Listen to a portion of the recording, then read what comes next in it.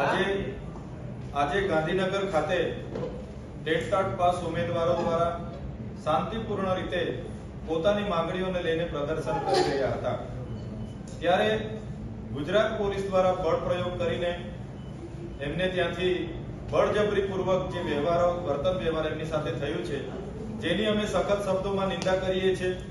છેલ્લા ઘણા સમયથી આપણે સૌ જાણીએ છીએ કે એપ્રિલ 2023 માં વિદ્યા સહાયક અને જૂન તથા સપ્ટેમ્બર 2023 માં અનુક્રમે ટેટ અને ટાટની દ્વિસ્તરીય પરીક્ષા લેવાઈ હતી।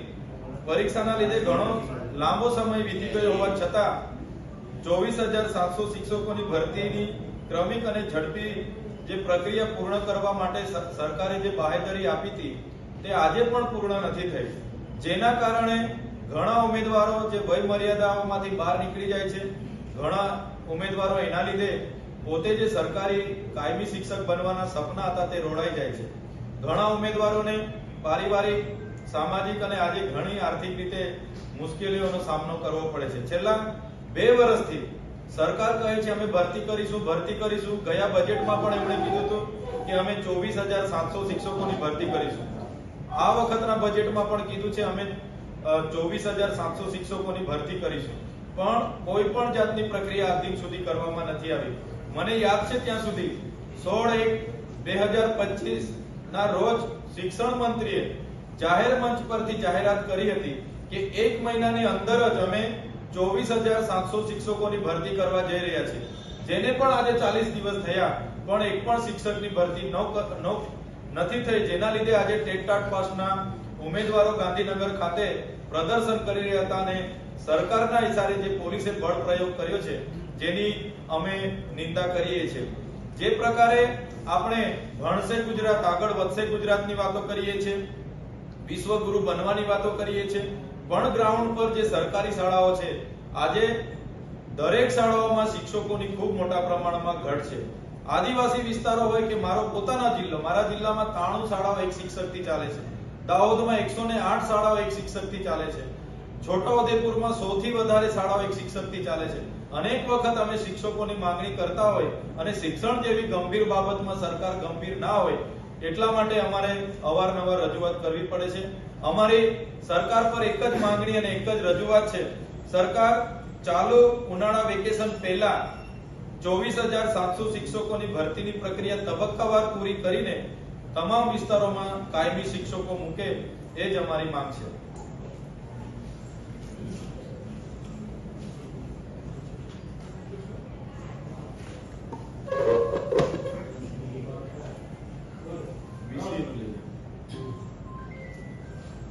આજે ગાંધીનગર સત્યાગ્રહ છાવણી ખાતે ગુજરાતના વીસીએ કર્મચારીઓ જે પોતાની માંગણીઓને લઈને શાંતિપૂર્ણ રીતે પ્રદર્શન કરી રહ્યા હતા ત્યાં ગુજરાત પોલીસ સરકારના ઇશારે પહોંચીને એમની સાથે જે બળનો પ્રયોગ કરીને જે વર્તન વ્યવહાર કર્યું છે જેની અમે નિંદા કરીએ છીએ।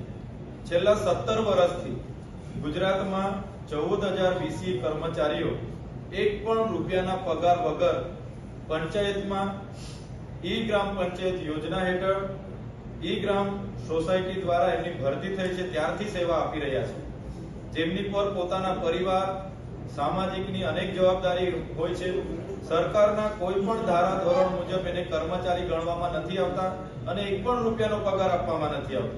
સરકાર કોઈ પણ યોજના જાહેર કરે એમાં પહેલો ઉલ્લેખ વીસી નો કરતા હોય છે, જેમ કે હમણાં કેવાયસી ની જાહેરાત કરી, હમણાં ખેડૂત રજિસ્ટરની જાહેરાત કરી, આઈ ખેડૂત પોર્ટલની જાહેરાત કરી, ટ્રાઇબલ સપ્લાની યોજનાની જાહેરાત કરી, રોજગાર યોજનાઓની, ઉદ્યોગની યોજનાઓની કે કોઈ પણ જાતના ગ્રાઉન્ડ લેવલના કામ માટે વીસી ને જઈને તમારે મળવાનું, ત્યાંથી તમારી અરજી થશે એવી સરકાર તમામ યોજનાઓમાં વીસી નો તમામ પ્રકારના યોજનાઓમાં કામ કરાવે છે, પણ એક પણ રૂપિયાનો આજ દિન સુધી એમને પગાર કે સરકારી કર્મચારી ગણવામાં નથી આવતા। વીસી આજે પણ પોતાની જવાબદારી ઈમાનદારીથી નિભાવે છે। આજે પણ ગુજરાતના 14,000 વીસી પોતાના સરકારી ઈ ગ્રામ યોજના હેઠળ એમનો પણ કર્મચારી તરીકે સમાવેશ કરવામાં આવે, સરકારના મળતા લાભો એમને પણ મળે, એની માંગણીઓને લઈને આજે પણ ગાંધીનગર ખાતે લોકો પ્રદર્શન કરી રહ્યા હતા, પણ સરકારે એમની માંગણીઓને દબાવી દેવા માટે પોલીસને મોકલી, પોલીસે બળ પ્રયોગ કરી, એમની સાથે જે વ્યવહારો વર્તન કરીને એમને જે આજે કરાઈ ખાતે જે પૂરી દેવામાં આવ્યા છે એનો અમે નિંદા કરીએ છીએ અને સરકારને કહેવા માંગીએ છીએ એમની માંગણીઓ વ્યાજબી છે. છેલ્લા 17 વર્ષથી એ લોકો સેવા આપી રહ્યા છે. એ ગુજરાતના તમામ વીસીઓની માંગો ગુજરાત સરકાર પૂર્ણ કરે એવી અમારી સ્પષ્ટ માંગણીઓ છે. ગુજરાતના બજેટમાં જ્યારે ગ્રામ પંચાયતની ઈ ગ્રામ યોજનાઓની હેઠળ આટલું મોટું બજેટ ફળવાતું હોય ત્યારે આ વીસીઓને પણ ફિક્સ વેતન, લઘુ વેતન આપવામાં આવે, જોબ સિક્યુરિટી આપવામાં આવે તેમજ અન્ય માંગણીઓ સાથે જે ઈ ગ્રામ સોસાયટી દ્વારા સંચાલન થાય છે એમના દ્વારા એમને વીસી તરીકેની નિમણૂક પત્ર એનાયત કરવામાં આવે એવી અમે માંગ કરીએ છીએ.